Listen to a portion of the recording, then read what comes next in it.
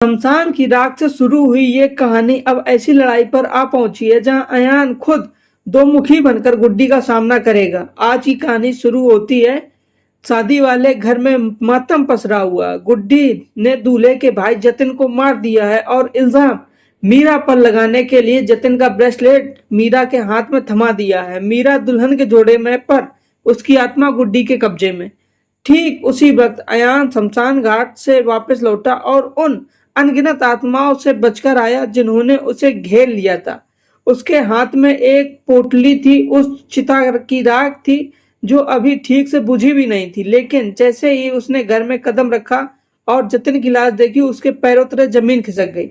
उसकी नजर मीरा पर पड़ी जो एक कोने में खड़ी थी और उसकी आंखें किसी और ही दुनिया की लग रही थी। अयान जानता था कि गुड्डी अब किसी भी हद तक जा सकती है। उसे मीरा को बचाने के लिए इस परिवार को बचाना था, लेकिन कैसे?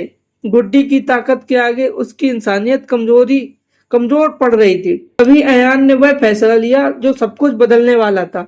उसने मीरा को नहीं बल्कि खुद को उस शैतान ताकत के सामने खड़ा कर दिया।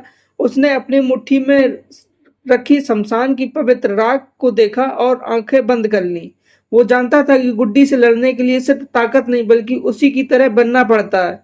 अयान ने उस राख को खुद पर मलना शुरू किया और वो मंत्र पढ़ने लगा। अच्छाई और बुराई को एक ही शरीर में बांध सकते हैं।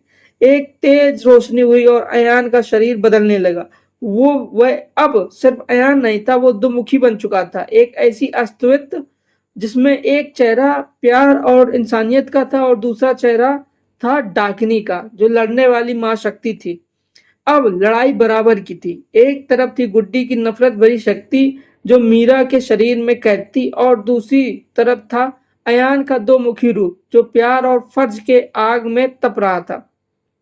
गुड्डी अयान के इस नए रूप को देखकर हैरान रह गई। उसे उम्मीद नहीं थी कि कोई इंसान उसके सामने खड़े होने की ऐसी हिम्मत कर सकता है। अब आमने सामने की गुड्डी और एक दो मुखी इंसान था। यह लड़ाई सिर्फ शक्तियों की नहीं बल्कि दो दुनिया की थी और इस लड़ाई का नतीजा तय करेगा कि प्यार जीतेगा या नफरत।